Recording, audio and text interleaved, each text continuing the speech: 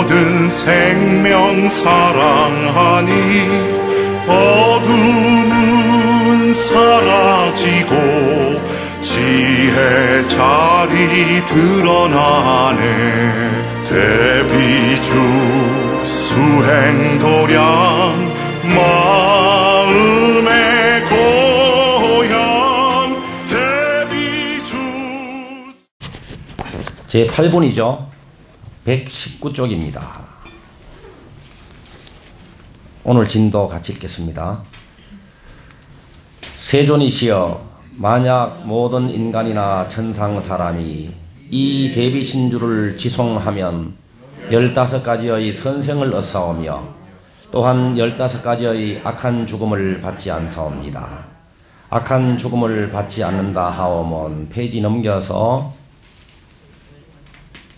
열째는 미치거나 실성하여 죽지 아니하며, 실성한다는 말은 본성을 잃어버린다는 말이죠.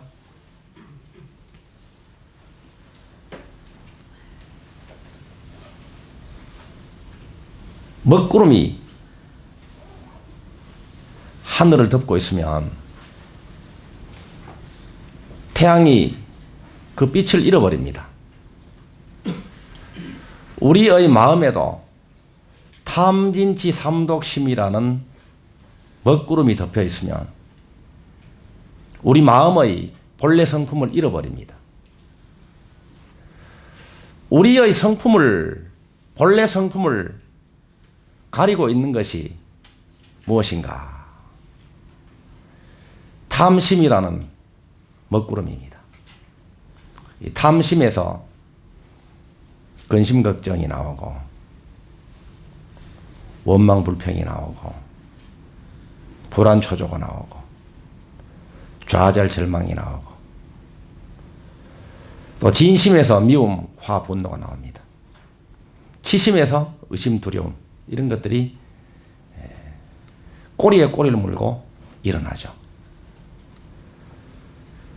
이 우리의 본성을 가리고 있는 먹구름을 어떻게 걷어낼 것인가? 그 먹구름을 걷어내야, 마치 먹구름이 거쳐야 본래의 푸른 하늘이 드러나고 태양이 빛을 비추어서 천지 만물이 생장을 하고 오곡백과가 풍성하게 수확이 될 수 있겠죠. 우리들의 마음도 마찬가지입니다. 탐진치의 먹구름을 걷어내야 되는데, 탐진치의 먹구름을 걷어내는 방법을 이 천수다라는 경에서는 대비주 수행으로 명쾌하게 제시하고 있습니다. 대비주를 매일매일 지송하다 보면 근심 걱정이 그칩니다. 미움과 화가 사라져서 없어져 버립니다. 의심 두려움이 그칩니다. 신묘장구제다라는 일을 하루 49도 이상씩 하는데도 근심 걱정이 없어지지 않던데요. 미움이 계속 일어나던데요. 화가 계속 나던데요. 이럴 경우에는 더 해야 됩니다. 더. 49독을 한 번 더 해야 됩니다. 한 번 더 해서 안 되면 또 한 번 더 하고. 그래서 하루 108독도 하고, 저 같은 경우에는 이제 1000독 이상도 많이 했습니다. 하루에. 어떤 분들은 49독만 해도 거치는데, 저는 제 본성을 가리고 있는 먹구름이 너무 짙어가지고 그렇게 할 수밖에 없었죠. 이렇게 대비주를 지송하다 보면 먹구름이 거쳐서 그 먹구름이 가리고 있던 본성이 드러나는데, 본성이 이제 드러나는데 그 본성이 어떻게 생겼느냐 하면 그냥 모양도 없고 텅 빈 상태입니다. 그냥 고요합니다. 생각이 푹 쉬어지고, 미움이 없을 때 마음이 그냥 편안하죠. 불안 초조가 없을 때 그냥 고요합니다. 이럴 때 대비주를 계속 지송하다 보면 훤출하게 드러나는 것이 있습니다. 그것이 우리의 본성인데 본성을 굳이 설명하다 보면 지혜와 자비입니다. 지혜와 자비가 우리의 본래 성품이라는 거예요. 지혜와 자비. 사랑입니다. 한마디로 사랑. 지혜로운 사랑이죠. 그래서 우리들이 이 대비주 수행을 하면 잃어버린 본성을 찾는데 그것을 다시 말하면 잃어버린 사랑을 찾게 되는 겁니다. 대비주라는 이름도 대비 사랑이잖아요. 조건 없는 사랑이잖아요. 사랑이라는 진언입니다. 이 사랑이라는 진언, 대비주를 지송함으로써 잃어버린 본성인 사랑을 찾을 수 있다. 사랑을 찾으면 사랑을 실천하게 되죠. 그래서 사랑하면서 살게 됩니다. 대비주 수행자들은 사랑하면서 살게 되는데 무엇을 사랑할 것인가? 먼저 자기를 사랑해야 되겠죠. 자기를. 자기 마음의 본래 그 내용이 사랑입니다. 사랑. 그 사랑에는 지혜가 전제된 사랑이죠. 이 마음이 사랑으로 회복되고 잃어버린 사랑을 찾게 되면 자기 몸을 사랑하게 되는데 여러분들은 자기 몸 사랑하십니까? 자기 몸을 사랑하는 게 어떤 것이 자기 몸을 사랑하는 것일까요? 잘 돌보는 것, 그죠? 잘 위해주고 잘 먹이고 잘 재우고 또 웃어주고 이렇게 하는 것이 자기 몸을 사랑하는 모습입니다. 자기 몸을 막 학대하고 이렇게 하는 것은 사랑이 아니죠. 자기 몸을 아프게 한다거나 또 자기의 그 속을 아주 귀하게 잘 모셔야 되는데 쓰레기장 대우를 한다거나 이렇게 하는 것은 자기 몸을 사랑하는 게 아닙니다.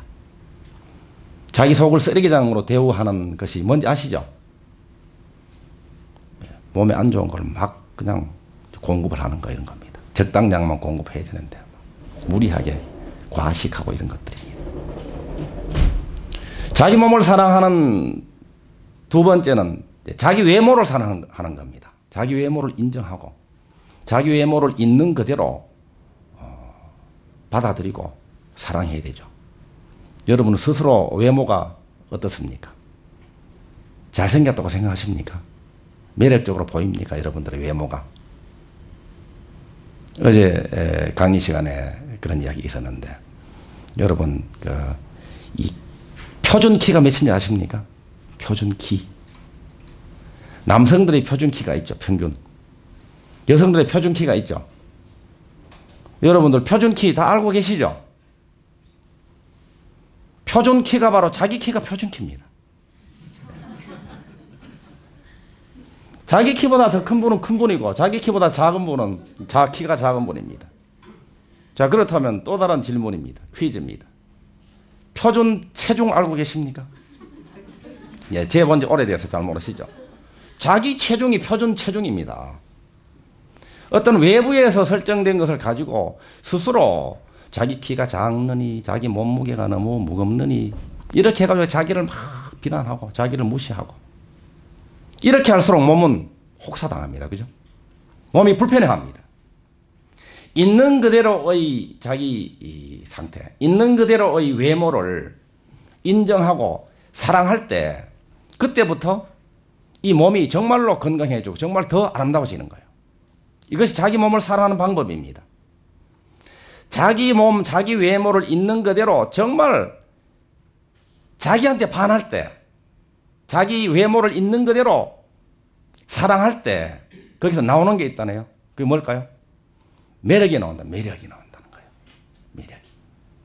뭐 코가 작거나 크거나 뭐 눈이 뭐 어떻게 생겼거나 상관없이 자기 외모를 진실로 스스로 받아들이고 진실로 있는 그대로를 사랑할 때 정말로 자기에게 자기가 반할 때 그때부터 거기서 매력이 나오고 자기가 자기 몸을 사랑할 때부터 외모를 사랑할 때부터 다른 사람들이 느끼기를 참 매력적으로 느낀다는 거예요.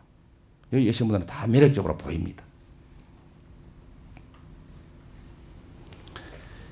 또 무엇을 사랑할 것인가? 자기 인연을 사랑하는 것이 사랑이죠. 자기 인연. 딴 거 사랑하지 말고 자기 인연. 자기 인연 중에서 지중한 인연이 누구하고의 인연입니까?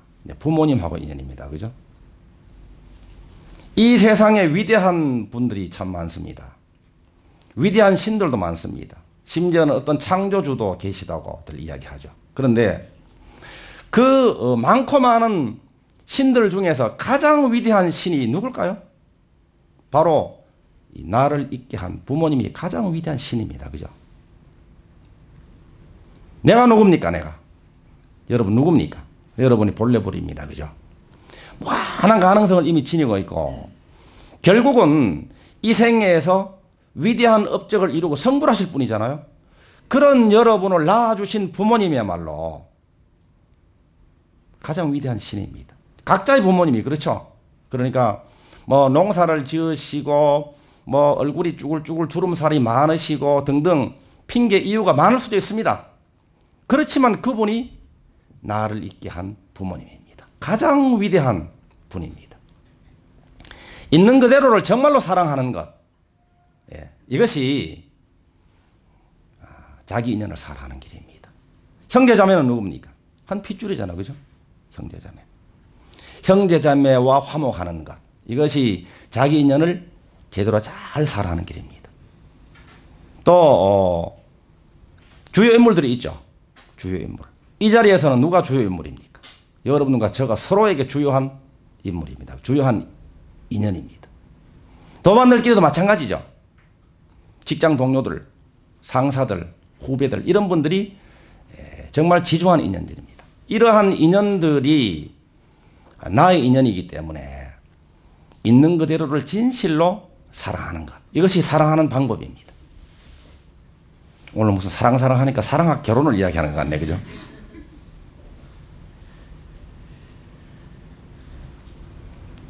자기가 공부했던 출신 학교 마찬가지입니다.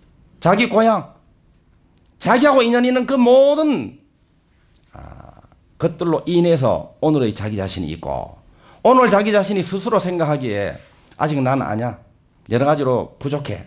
이렇다고 하더라도 결국은 성불할 뿐이니까 그러한 인연들이 오늘의 나를 있게 했고 오늘의 이 여건이 성불로 나아가는 토대가 되어주기 때문에 정말 귀하고 감사하고 사랑할 수밖에 없는 그런 것들입니다. 자, 그 다음에는 환경을 사랑해야 되겠죠. 환경 지금 사는 집도 엉망이고요. 또 변두리에 살고요.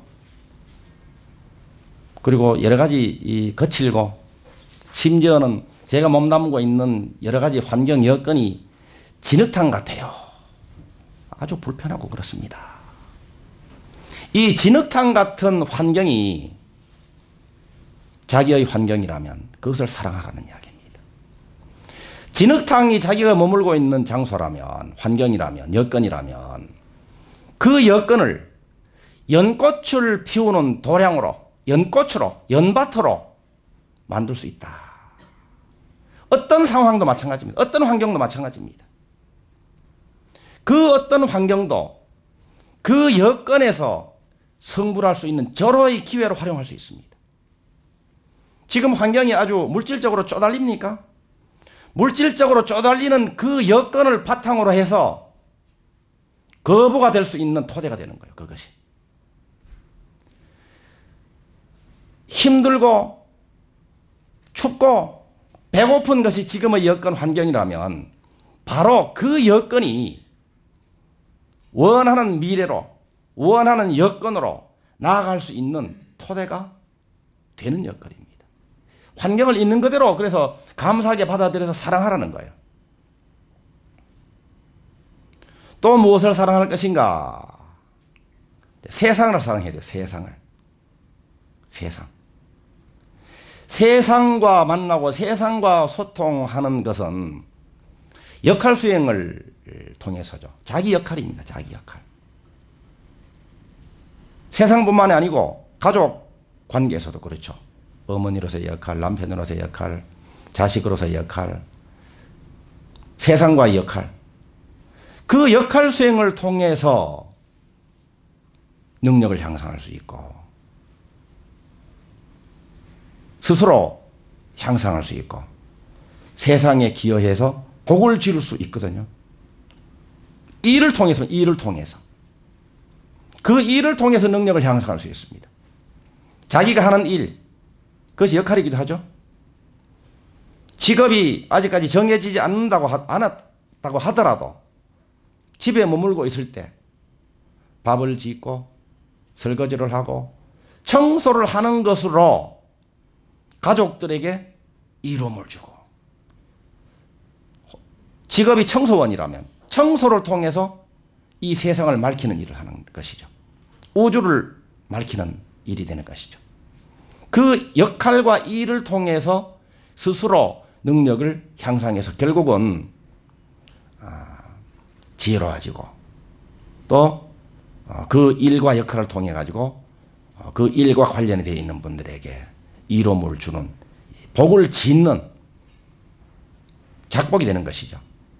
그래서 역할과 일이 정말 사랑해야 할 대상입니다. 진실로 세상을 사랑하고, 진실로 내가 오늘 만나는 사람을 사랑하고, 진실로 나에게 다가온 그 모든 것들을 있는 그대로 맞아들여서 사랑하기 시작할 때 어떤 일이 벌어지는가 하면, 세상이, 자기와 인연이 있는 사람들이, 또 관련되어 있는 그 일들이 똑같은 순간에 똑같은 양으로 자기를 사랑해 주기 시작합니다. 내가 세상을 사랑하기 시작할 때부터 세상도 나를 사랑하기 시작합니다. 사랑이 명약입니다. 사랑이. 사랑만이 명약입니다. 약 중에서 약은 사랑이라는 약이라네요. 자비라는 명약입니다. 한결같이 사랑해 줄 때 치유가 일어난다는 거예요. 누구에게서 치유가 일어날까요? 사랑을 받는 사람이 치유가 일어나겠죠. 그런데 사랑을 받는 사람이 치유가 일어나는, 그 사람이 덕을 보기 전에 사랑을 베푸는, 사랑을 하는 사람부터 치유가 일어납니다. 자비심을 보낼 때 상대방에게 자비심이 전달됩니다. 그런데 상대방에게 전달되기 직전에 내 마음에서 사랑이 솟아오르고 내 마음에 사랑이 가득해지죠. 가장 큰 혜택을 입는 수혜자는 바로 사랑을 실천하는 사람이 가장 큰 수혜자입니다. 한결같은 사랑이 원결도 녹입니다. 어변도 풀리게 합니다. 그래서 이 사랑이라는 약을 스스로도 복용을 해야 되고, 그 사랑이라는 약을, 명약을 다른 사람들에게도 복용을 할 수 있도록 자꾸 권해야 되죠. 투여를 해야 됩니다. 약을 자꾸 투여를 해줘야 됩니다. 근데 보통 우리들이 실제로 몸이 아파가지고 먹는 약은 이 과다 복용하면 탈이 나버리잖아. 그죠? 아무리 좋은 비타민이라도 너무 과다 복용해버리면 오히려 소화가 잘 안 됩니다. 그죠? 근데 이 사랑이라는 이 명약은 과다 복용을 할수록, 투여량을 늘릴수록 이롭다는 거예요. 어떤 사람이 마음이 아프고, 어떤 사람의 운명이 어둡고, 또 스스로도 마음이 아프고, 스스로의 운명이 어두울 때는 그 약을 처방을 해줘야 되는데, 그 약이 바로 사랑이라는 명약입니다. 이 브라이언 와이스 박사가 그런 이야기를 했다고 그러죠.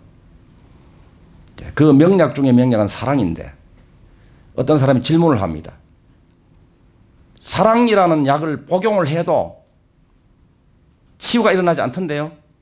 운명이 풀리지 않던데요? 사랑이라는 약을 상대방에게 권해서 그분이 복용하도록 해도 그 사람 마음이 치유가 일어나지 않던데요? 운명이 풀리지 않던데요? 이렇게 이야기했을 때 명쾌한 답변을 합니다. 복용량을 늘려라. 그래도 안 되면 어떻게? 복용량을 더 늘려라. 운명이 바뀌도록, 마음이 풀리도록, 어변이 풀리도록, 앞길이 열리도록, 장애가 완전히 사라지도록, 업장 소멸이 되도록 늘려라. 아무리 복용량을 늘려도 부작용이 없는 것이 사랑이라는 명약입니다. 사랑이라는 명약, 눈에 보이지 않는 사랑이라는 명약, 이것을 진언으로 만든 것이 뭐라고요? 대비주 신묘장구 대다란입니다. 자, 이 신묘장구 대다란이 대비주를 지송할 때에 우리의 본성을 가리고 있는 사랑이 드러나기도 하지만요. 대비주를 지송하면 할수록 사랑의 빛이 강렬해집니다. 효과가 좋아집니다.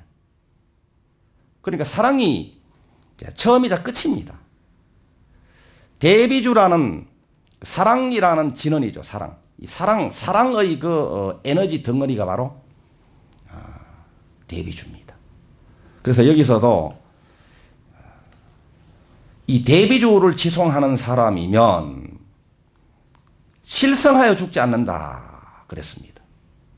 실성하지 않는다. 실성했더라도 본성을 잃어버린 사랑을 찾을 수 있습니다. 그래서 죽지 아니하며 한다는 말은 영원한 생명이라 그러잖아요. 그죠? 왜 영원한 생명인가? 왜 죽지 않는가 하면 진리이기 때문에 그렇습니다. 사랑이 진리거든요. 진리는 사랑입니다. 사랑은 진리이고 진리는 건강입니다. 대비주를 많이 지송할 때 건강이 좋아지는 거예요. 사랑은 풍요입니다. 생장입니다. 무한 공급이에요. 대비주를 많이 지송할수록 그래서 부자 되는 거예요. 지혜가 깨어나고 필요한 인연이 모이고 필요한 자원이 모이고 필요로 하는 정보가 보이고 필요로 하는 힘이 솟아나기 때문에 그렇게 되죠. 사랑이라는 진리가 행복을 만들어냅니다. 이것은 얼마나 크게 얼마나 많이 만들어내는가. 무한 공급입니다. 한정이 없습니다. 우리의 성장도 마찬가지입니다. 한없이 자라납니다. 사업하는 분들은 대비주 수행자들이 사업을 한다 그러면 한계가 없습니다. 실적이 계속 늘어납니다. 이 일을 통해서 능력을 향상해 나가고 이 능력 향상도 한없이 향상해 나갑니다. 복이 쌓이고 복이 넘치게 될 때요. 풍요로움도 한없이 늘어납니다. 초기에는 우선 빚 갚기 바쁘겠죠. 복이 부족할 때는. 그렇죠. 대비주 수행을 통해서. 대비주 지송하면서 일로 수행하고 만나는 사람을 볼려불로 보고 예배 찬양 공양 올리는 이 대비주 수행을 제대로 할수록 풍요. 자기 혼자만 먹기 바빴던 사람이 이제 가족을 다 먹여 살리게 된다. 자기 가족만 먹여 살릴 수 있던 사람들이 더 많은 사람들을 먹여 살릴 수 있고 인류를 위해서도 정말 큰 이로움을 줄 수 있는 그런 삶을 이제 살게 된다. 무한생장. 무한공급의 물줄기가 대비주 지송할 때 솟아오르게 됩니다. 그래서 죽지 않고 영원한 생명을 이제 깨닫게 되고 죽지 않으면은 뭐 이제 불생불멸이잖아, 그죠? 예, 영원히 산다 이 말이에요. 영원히. 진리는 뭐 어떤 상황에서도 훼손되지 않습니다. 표면적인 뜻은 우리가 이제 미치거나 실성하는 경우도 있다고 그러죠. 예, 그렇지만 그 깊은 속 뜻은 잃어버린 본성을 찾아서 사랑을 실천하게 되고 사랑이 진리이기 때문에 건강과 풍요와 행복을 스스로 누리고 인연 있는 분들에게 누릴 수 있도록 이로움을 줄 수 있는 삶을 살게 된다 하는 뜻입니다. 자, 대비주는 언제나 최상의 길을 여십니다. 자비심, 지성심을 먼저 해야 되는데 그죠? 지성심, 자비심, 신심으로 행복한 대비주 수행을 함께 합시다. 감사합니다.